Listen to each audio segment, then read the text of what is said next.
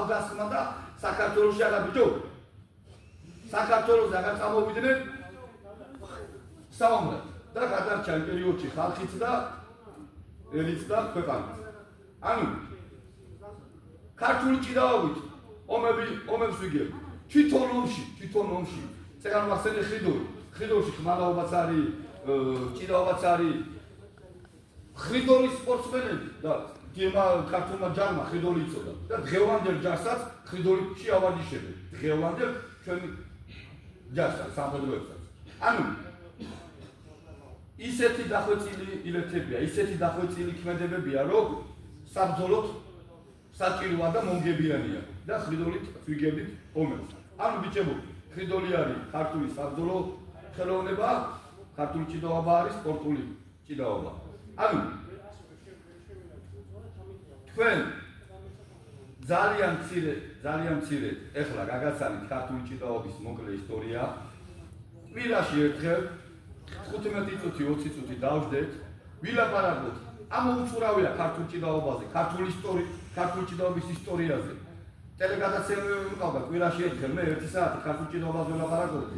25 გადაცემა ჩავახალეთ, ჩავწერეთ კვირაში ერთხელ, 25 ჯერ გავედით რა. ამოუწურავ 1 წელი რომ დავგედა ვისაუბრო ქართული ჭიდაობის ისტორიაზე, ქართული ჭიდაობაზე, ქართულ მოჭიდავეებზე. 1 წელი რომ ვისაუბრო, ვერ გავჩერდები და არ გავჩერდები ბიჭებო. აი ისეთი მდიდარია ქართული ჭიდაობა, მისი სილამაზით, მისი ისტორიით, მისი თეორიულად თუ პრაქტიკულად თუ ტექნიკურად, რომ ამოუწურავი თემაა ქართული ჭიდაობა და აი ესეთი მდიდარი სახეობაში ხარ ბიჭებო და ასეთ რამას სახეობაში ხარ თქვენ. და უნდა საკუთარი დედა ჭიდაობა ქვია ქართული ჭიდაობას, ანუ საკუთარი დედა რო გიყვარს, ჩოხა არ უნდა გადააგდო. ჩოხა არც ვარჯიშზე და არც მოჭიდავებს. საჯმა არ მიიღო სწორი გადაწყვეტილება, შენი ნება არ არის, შენი უფლება არ არის, შენ ჩოხა გაიქნიო. საჯი თავარი საჯი გადაწყვიტავს ის რა შეუფასო, რა შეფასება მიიღო და რა გადაწყვეტილება მიიღო.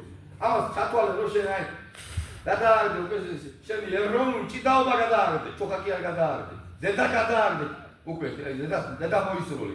ანუ როგორ საკუთარ დედას ვერ მოვისვრითავდი, გადავაგდებ და მაგრამ უყვარს. ისე უნდა მიყვარდეს ჩოხაც, ჭიდაობაც და ჩვენი ეროვნული სულისკვეთებაც.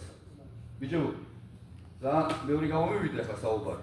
ყველა კვირა აი სადაც გავჩერდით, აქედან გავაგზავნეთ, ძალიან ბევრს ვისაუბრეთ, რომ შევიყვაროთ ქართული ჭიდაობა. მალე მოვიტან წიგნი, ძალიან ბევრი უამრავი წიგნები მაქვს ქართულ ჭიდაობაზე, ქართულ მოჭიდავეებზე და თავის ნენდა გაგაცნობთ ყველას და ყველაფერს.